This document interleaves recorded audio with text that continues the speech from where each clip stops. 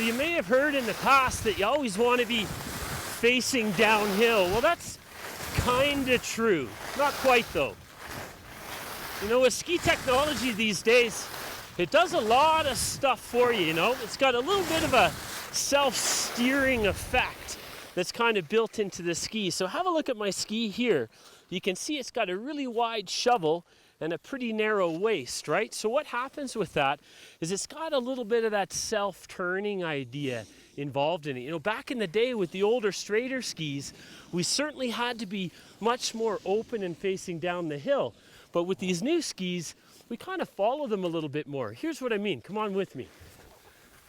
So if you have a look in these bigger turns here, at one point here, I actually end up following my skis just a little bit more, you know, so I'm not really facing down the hill. You might have seen one of these drills like this before. Well, that kind of stabilizes your shoulders, but it doesn't do much for your legs. So we're not really facing down the hill.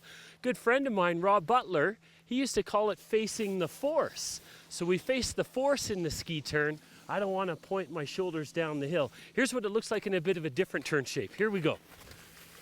So once again, in these bigger turns, I end up moving across the hill, so I eventually end up facing that way.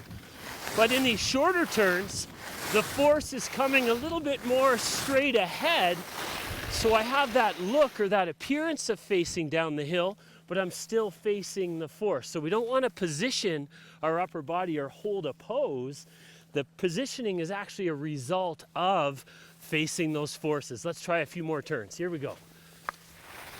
Okay, so here in these bigger turns, I end up following the skis a little bit more, and the self-steering effect from the side cut of the ski helps. But in these shorter turns here, you can see my upper body has a bit more of a look of facing down the hill.